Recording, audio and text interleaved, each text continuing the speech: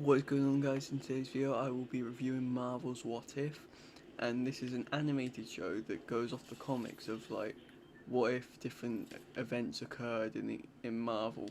So I will be reviewing this, and this is one of my favourite series, so I'm going to really enjoy this. So, what have we got? We have got a whole bunch to talk about because we've got like a different Captain America, we have a whole different universe where stuff goes different in Infinity War, and we've got a whole thing with Ultron, which is incredible.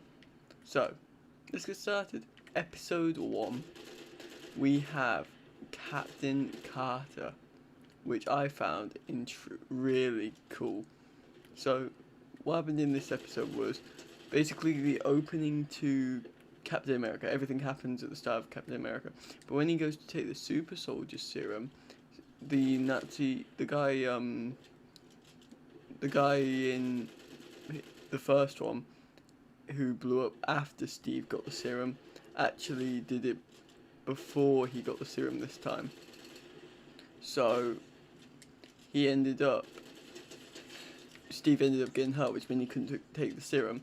So Peggy took the serum instead, and she became Captain Carter.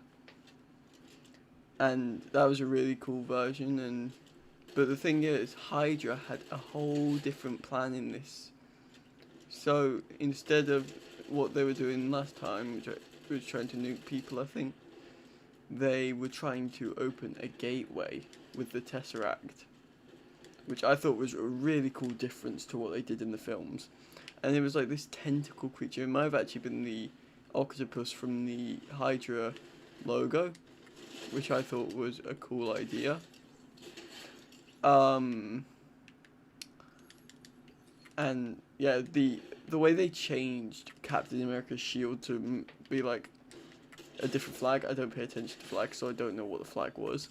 But the way they changed it, but the shield still looked cool. Like, when I first saw the trailers, I was like, I'm not sure about that shield. But it's grown on me. I now really like that shield design. Especially, it was just... And then they have her in Multiverse of Madness, which makes the shield even cooler, because it's live action.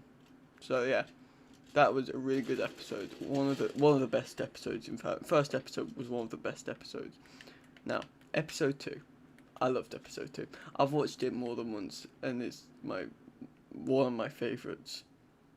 So, what happens in this episode is the Yondu goes to Earth, as he did in Guardians 1, to get Quill. But this time he doesn't kidnap Quill. He sends people to go get him, and instead they get T'Challa when he was young, which I thought was really clever, making like T'Challa Star-Lord. And he's like the complete opposite of Peter Quill. He makes the galaxy better. He's actually known throughout the galaxy. So like when in the film I'm losing my words here. In the film when Peter Quill, he says, "You might know me by another name, Star-Lord." They don't know him at all. But then when T'Challa says it, they're like, "Oh my god, it's Star-Lord, he's famous." And then the guy who works for Ronan actually gives up and joins T'Challa, which I thought was really funny. So that was really good episode, especially the fact that they turned Thanos good. Like, if T'Challa turned Thanos good, how? I didn't know what to say to that, because like, it's like, Thanos good? How? So that was really cool. But the Black Order, I think it was the Black Order, I think that's the name. They stayed evil, and we actually got to see Thanos fight them, which I thought was really cool, to see Thanos fight. Even the line where he goes, he's just mad, not crazy. I thought that was really cool. And the way the episode ended, like, with Ego going after Peter, and I thought that was just really clever, leaving it on a cliffhanger like that. Something we'll just never see the ending of until the last episode, where we see the actual end of the fight with Peter Quill and T'Challa just fighting together. I thought that was really clever how they did that.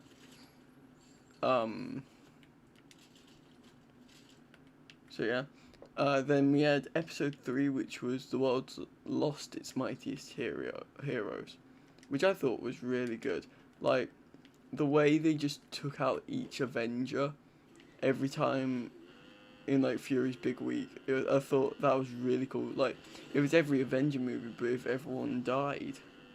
I just really liked how they did it. Especially when they made it so Hawkeye slipped, like, his with his arrow,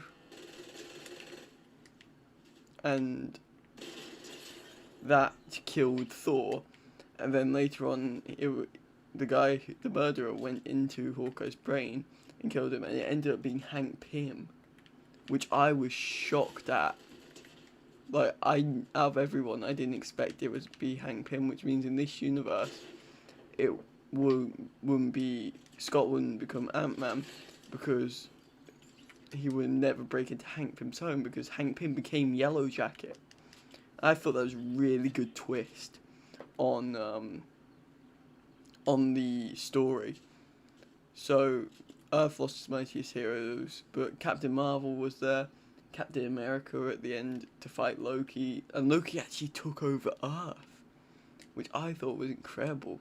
Seeing Loki in a winning position other than the Loki TV series, that was shocking. Alright, and then we had episode 4, where we had Doctor Strange loses his heart instead of his hands. So the car crash happened, everything happened as normal. I think he changed where he was going though. It wasn't like an award. I think he was getting an award, and I don't know how it played out in the movie because I have not watched the Doctor Strange movie in ages. But the car crash happened, but I think it was his girlfriend. I can't remember her name. Christine. I think that was it. Christine was in the car with him, and she actually died, and he kept his hands. So he kept going back in time trying to fix it, and he did literally everything he could possibly think of. Even going through a bunch of spell books. I don't know what the place was called, but he went to like an ancient library, and he went through all the books, everything he could to try and bring her back. And he eventually brought her back, but then it was to the cost of the entire of his universe. So I love how it fades as if it's the ink dots like rubbing themselves out on the page. I love how they did that. So yeah, that was a really cool episode. And the demon he becomes at the end is like a complete opposite of the Doctor Strange we know, and he had a fight, the evil Doctor Strange had a fight with good Doctor Strange, which I thought was really cool. Now, episode 5, my favourite episode of the season. So, the reason I love this episode is because it's just zombies. Who doesn't love zombie movies or shows of that? Like, Marvel's What If, they nailed Marvel's What If zombies. Like, the fact that it's set in Infinity War, it makes it even better because we have the dynamic of worrying about Thanos as well. So, what I like about this episode is it opens on the Asgard ship with Thor, and then Heimdall sending Bruce to Earth. Which, the timings in this are weird because, like, Thanos was with them when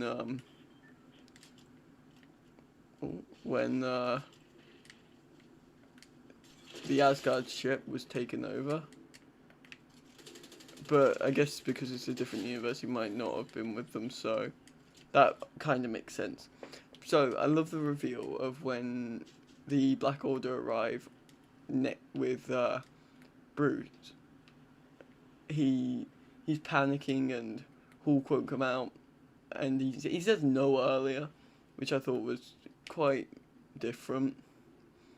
So yeah, that was cool. And then the reveal that Tony, Doctor Strange, and Wong were all zombies was like, oh my god, they have actually done this. The heroes are gone, they're all zombies. I love the fact that Peter Parker did the like little video telling you how to survive the zombie apocalypse. And then the whole thing with Scott Lang having just a head. Literally, he was just a head. And he kept making head puns. I love the bit where he goes Wingardium Leviosa when he was wearing the cape. And even the what if Spider-Man became Sorcerer Supreme. I think that's why it's cool. We saw a bit of that when he put on the cape. I thought it looked really cool on him. Like, I wish we got more of that instead of Scott, like, being a head and wearing the cape. I prefer it on Spider-Man. So yeah, that was really cool. And I love the ending where they give it, like, a teaser for, like, oh my god, Thanos is still out there and he's now a zombie. And he's waiting at Wakanda for the others to bring that, whatever it was, the cure. I think it was a cure. Yeah, Vision's Mind Stone, because Vision had Wanda, and he was feeding people to Wanda. And he had T'Challa captive. And T'Challa even lost a leg like he did in the comics. Alright, now we have what if... I have to get quicker here. Killmonger rescued Tony Stark. I didn't enjoy that episode. It was just Iron Man 1, but Killmonger saved him and he carried on being greedy, and that was it. I didn't like that episode, so I'm not going to talk about that. Thor the Only Child. That was an alright episode. It's like, what if Odin didn't get Loki and he just brought him back to his family? Which I thought was a kind of alright episode. Because Thor just turned into a party guy. His arm was gold. I didn't like that design. And Mjolnir got covered in, like, all this party stuff. And then the tease at the end that Ultron was there. That was the only good thing. So, yeah. Then we had... what if Ultron won? This was an incredible episode. Because, like, we had Age of Ultron, but this was actual Age of Ultron, like, as if it was an Ultron apocalypse. Because Age of Ultron, that took, like, a weekend. What if Ultron won? That took, like, so much time. Like, he killed everyone, he killed the entire planet. And, yeah, the entire thing was just incredible. So, that was good. And then the last episode was incredible because Ultron figured out the Watcher was a thing. And that made him aware of the multiverse. He was going to destroy the multiverse. So Watcher brought everyone from each episode into a plan, and he made them the Guardians of the Multiverse. A bit lazy writing there because Guardians of the Galaxy. But still, he brought them all together. They all fought, and Ultron almost won, which I thought was really close call. Like, if the Ultron won, then our MCU that we watch in the movies, that's done. That's gonna be destroyed too. And that was just incredible, the way you had to worry about every universe, including the one we watch mainly. So that was really cool how they did that.